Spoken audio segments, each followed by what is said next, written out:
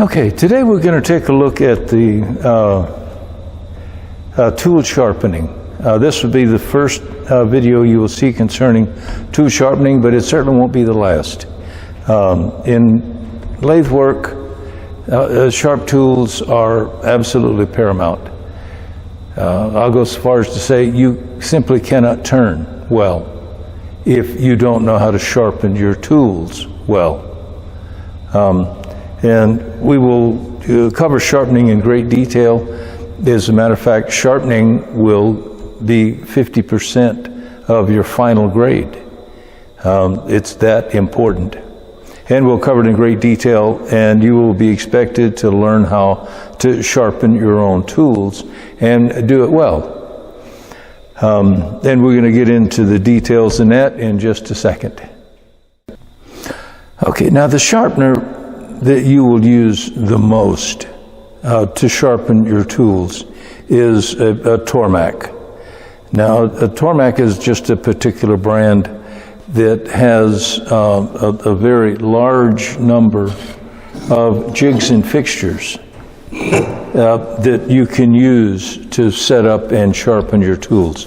The big advantage of the Tormac machine is it gives you repeatability. If you put the tool in the jig exactly the same way every time, you will get exactly the same grind every time. And that's exactly what you want.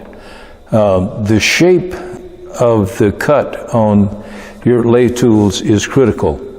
And as you sharpen them, you need to maintain that shape. It's real easy when you're sharpening to mess up the shape. And that's going to interfere with the way that it actually cuts when you put it against the wood. So you want to maintain the correct shape.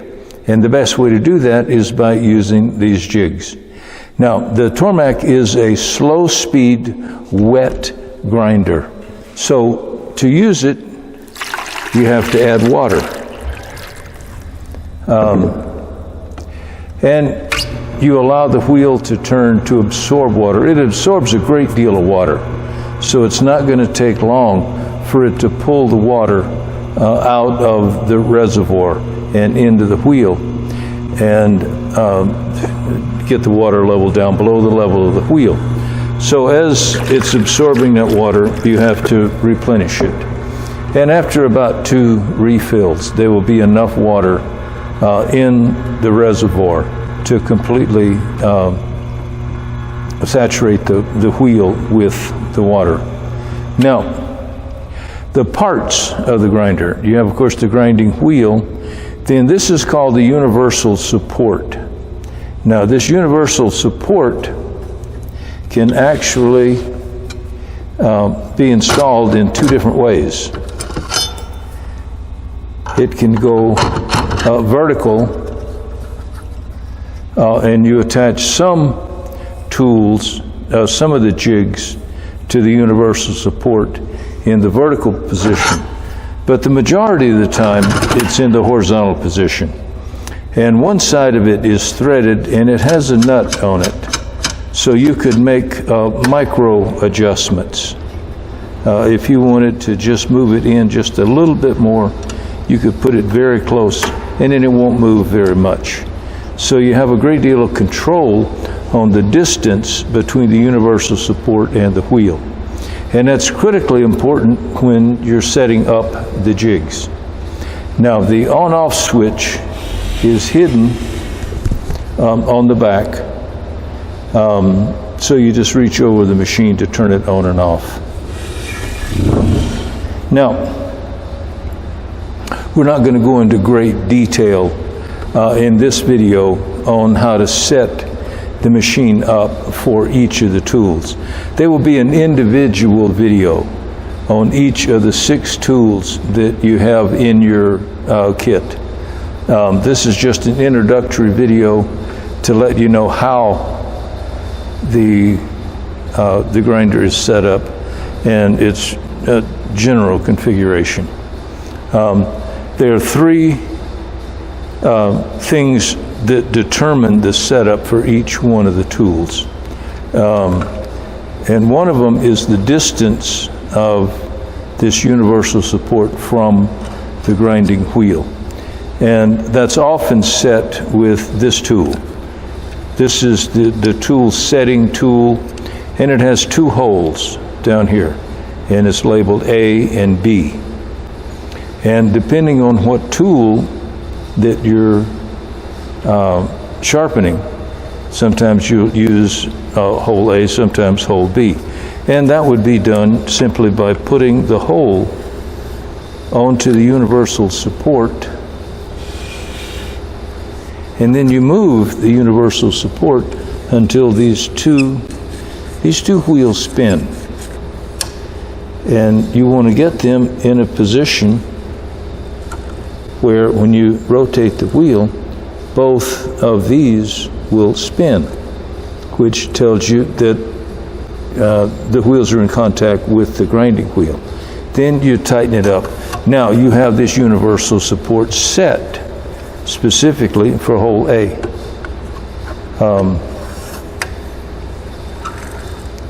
And that's the way you would set the universal support. There are some tools that don't use either one of these holes, and they need a custom distance. Now, this is for the parting tool. This is for the roughing gouge. And this is just a gauge. It has arrows on it which show you which side to use. And you would simply place this between the universal support and the wheel, tighten it up, and when you remove it, it should rotate the wheel. So now you have the universal support set up for the roughing gouge. And if you were sharpening a parting tool, then you would use the smaller one. And again, you would go in the direction of the arrows, and that should rotate the wheel when you pull it out. And now you have the distance set for the parting tool. But that's the way you would set the distance for the universal support. These other jigs we will get into great detail in other videos, but this one sharpens your gouges, this one sharpens your parting tool and roughing gouge, this one sharpens your skew, this one sharpens your round nose scraper. And like I said, we will get into all of those on another video. The other side of the wheel has a leather wheel. Now this would be for honing. I don't teach honing in this class. When I first started turning many years ago, I had this particular grinder, and I used the honing wheel. I would sharpen my tools on the grinding wheel, then I would put them over here and I would hone them to where I could actually shave with them. It took twice as much time, and that razor edge, once I put it against a piece of wood, lasted about 15 seconds.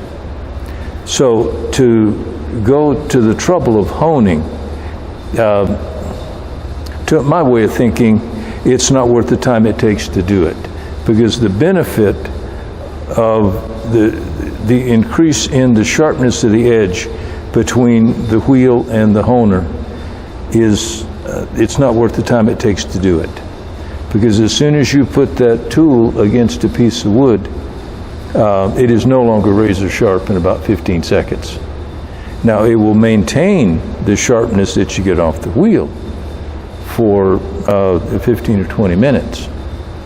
But actually you need to sharpen generally every between 15 and 20 minutes of use, and then you have to resharpen. Because it's just very important that you turn with sharp tools. Dull tools simply will not work well on a lathe. So that's the Tormac slow speed wet grinder and the attachments that come with it. And as I said, we will get into great detail on how to use each one of these in separate videos. So that's it for this one, and we'll see you another day.